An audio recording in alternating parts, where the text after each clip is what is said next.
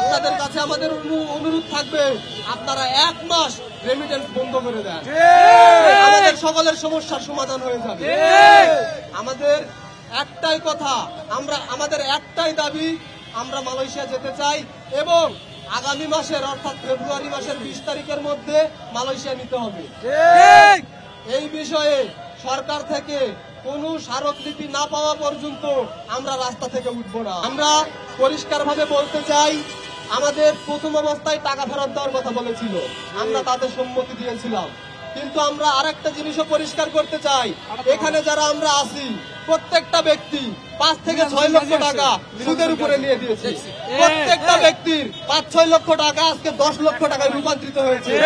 আমরা বলতে চাই, এই 10 লক্ষ টাকার ঘাটতি আপনারা কিভাবে পূরণ করবেন? আমরা আর কোনো টাকা নিতে চাই না, আমরা প্রত্যেকজন মালয়েশিয়াতে যেতে চাই। আমাদের মালয়েশিয়াতে না নিতে পারলে আমরা রাস্তা থেকে উঠবো না। আপনারা দেখবেন আমাদের কয়েকজন ভাই কাফনের কাপড় পরে এসেছে, আপনারাই বলেন কাফনের কাপড় একজন ব্যক্তি কখন পড়তে পারে? আমরা পরিষ্কার ভাবে বলতে চাই, মৃত্যুর ভয় পাই না, তাকে আপনারা দমায় রাখবেন কি দিয়া? আমরা এই রাস্তায় অবস্থান কর্মসূচি পালন করব। আপনারা জানেন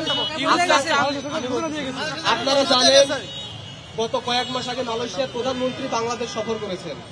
উনি বাংলাদেশে এসে আমাদের আটকে পড়া কর্মীদের সম্পর্কে কথা বলে গিয়েছেন। তিনি বলেছেন, আমি প্রতিশ্রুতি দিচ্ছি যারা আটকে পড়েছে তাদের কর্মসংস্থানের ব্যবস্থা করবো মালয়েশিয়াতে নিয়ে গিয়ে। কিন্তু আমরা বলতে চাই, বাংলাদেশ সরকার কি করছে? তারা কেন কার্যক্রম চালু করতে পারছে না?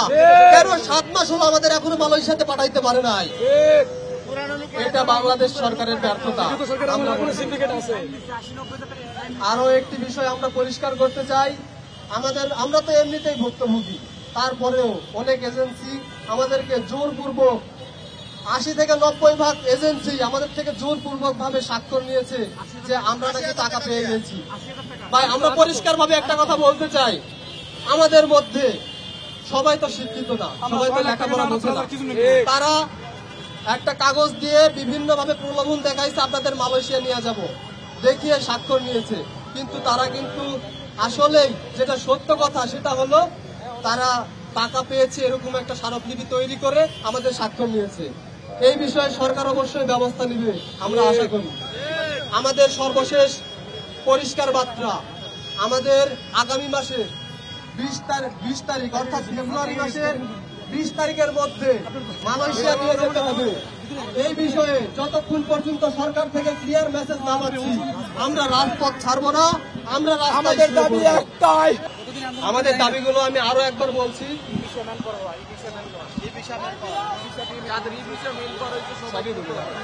আমি আবারও একবার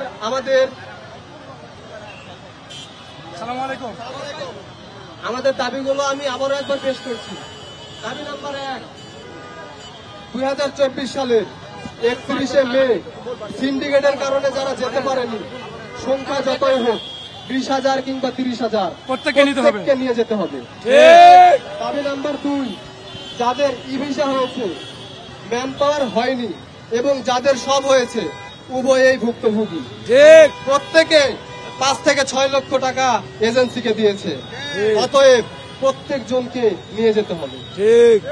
দাবি নাম্বার 3, আগামী মাস অর্থাৎ ফেব্রুয়ারির 20 তারিখের মধ্যে আটকে পড়া সকল কর্মীদের নিয়ে যেতে হবে।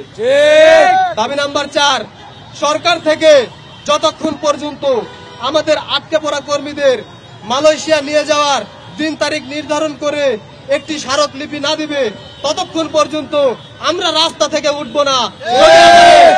মৃত্যু হয়, আমরা মরতেও প্রস্তুত আছি। ভিটামিন ও ফাইবার সমৃদ্ধ ফ্রেশ আটা ময়দা সুজি আপনাকে দিবে সুস্বাস্থ্যের নিশ্চয়তা। ফ্রেশ আটা ময়দা সুজি।